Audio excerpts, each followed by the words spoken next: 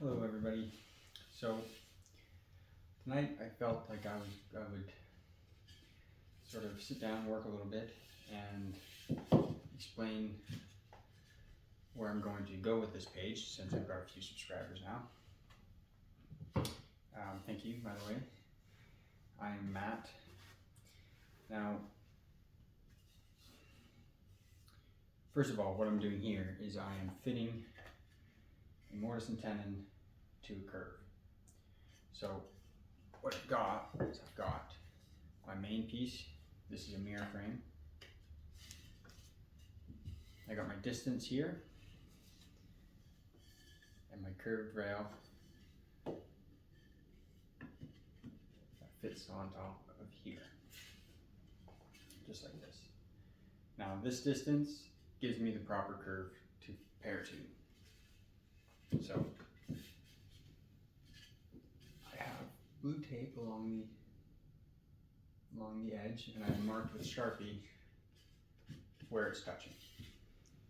And what I'm going to do is I'm going to go around the edge with the chisel and then pair off where it's touching until I get that desired curve. So it's going to take a little bit, but it's going to turn out well. So I'm doing this out of white fir. It's very soft. Now, I did this as floating tenons, and at this point I've glued the tenons in place, so I can treat it a bit more like a live tenon and work my way around the tenon. So if you've never worked with white fir, it's soft. And it seems kind of chippy in the right direction. So I'm undercutting the shoulder.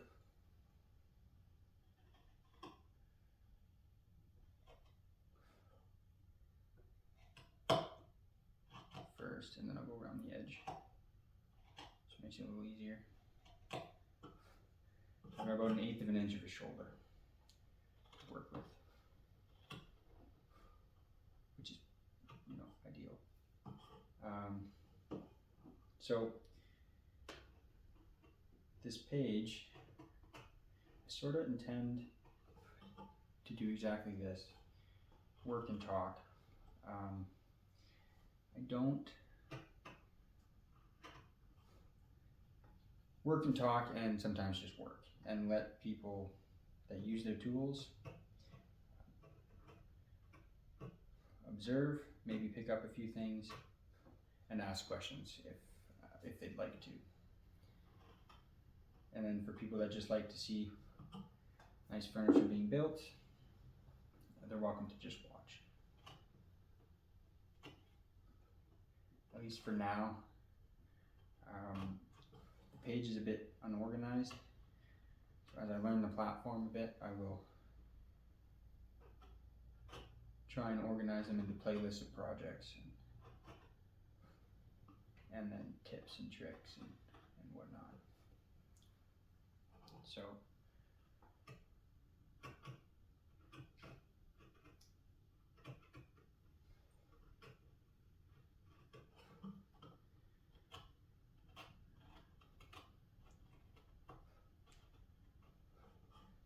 I could do videos on teaching mortise and tenons, but I'll likely do that when I get around to doing more, essentially.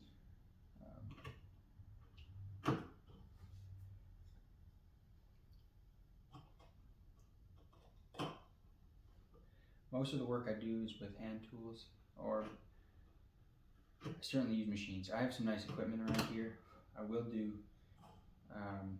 a shop tour soon, so that my viewers can have an idea of the space I'm working in,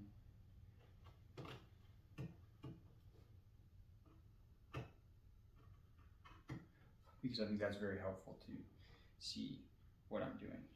So I will do that. I got a lot of vintage machinery.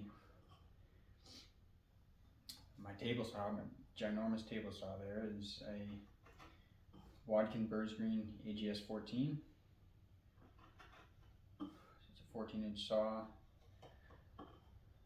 but it can certainly take a 16-inch blade. I will get one at some point.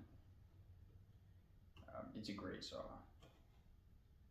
The cast surface is 54 inches by 36 inches. I need to get some nicer miter gauges for it. But that's just going to be down the line a little bit. So, okay, so down a little bit on that side and see where it takes me.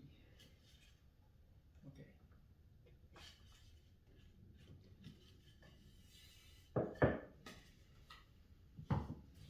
So now at this point, where I'm touching is moving closer to the center. So I'm creating a gap at the back, which is expected. I'll work my way around.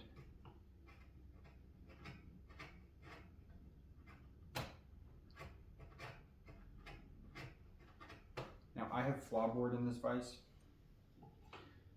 and I'm not clamping down on it too hard to prevent any dents. Floorboard is just picture frame matting. It works really well.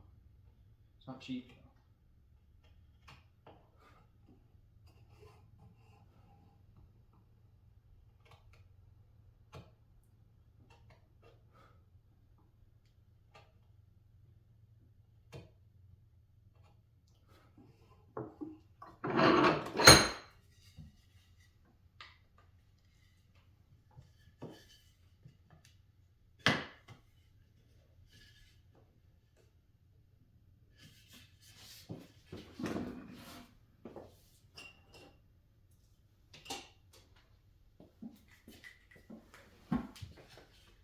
So what's going to happen is as I remove material off this side, the top rail is going to go like this.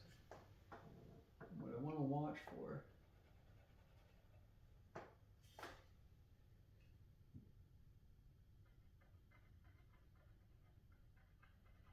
is that by the time I'm touching here, I'm touching there. So I'll have to do them both a little bit.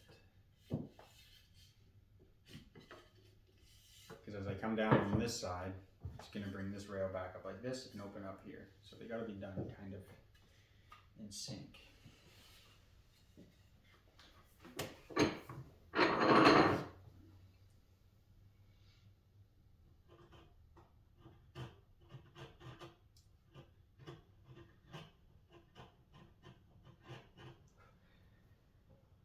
As you can see, I'm working on top of bed sheets. I have all my benches, 2 benches covered in them at all times. That is because, one, they can be washed, so I can keep dirt away from my parts. I can fold this over top of my parts when I'm machining to keep them clean. And they help with dents. Put something on your bench, it can get dented. So I pre-finish my parts. So once they got a finish on them, I have to protect them the whole way through.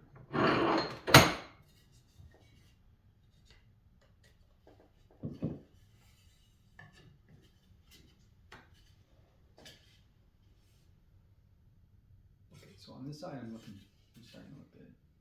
Yeah. So I'm going to move over to this side now.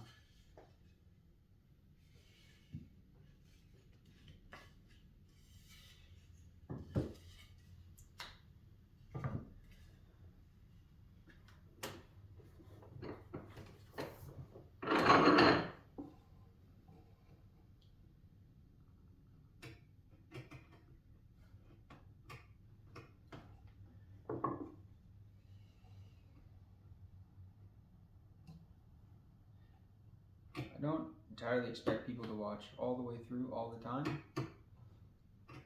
Some of this gets repetitive.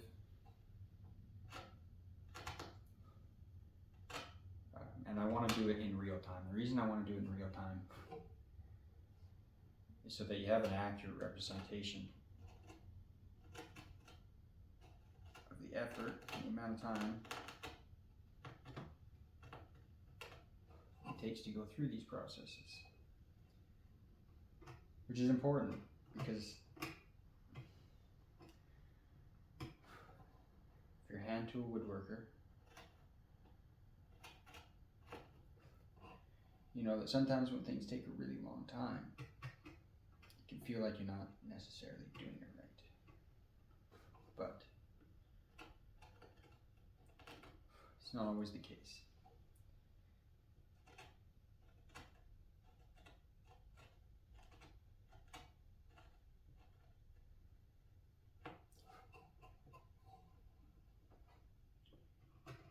So I would say the opposite, to be honest. I would say go slow, do your best, and let speed become your friend later on.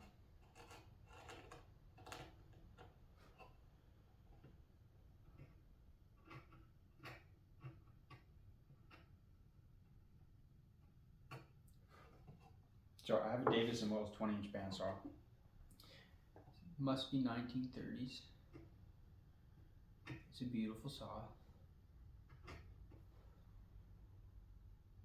I have since all my machines I've taken apart and rebuilt, essentially, taking the rust off them.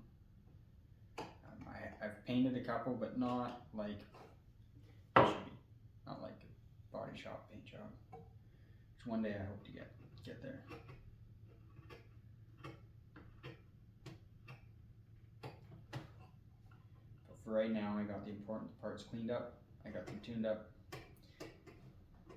You will probably see some videos in the future setting up machines, dialing them in, what blades to use, how to clean them.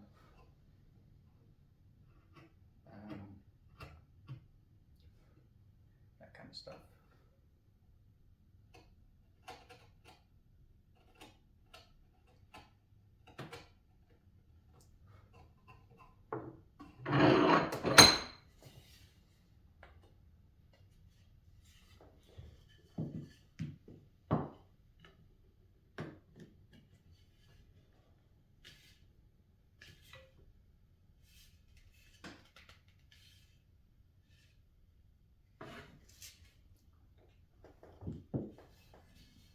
So, over the next couple weeks, you'll see me posting more videos and find my direction a bit. So for the rest of this video, I'm just gonna work. If you have any questions or comments, please feel free to leave them. I'm happy to hear some feedback and what you'd like to see in the future.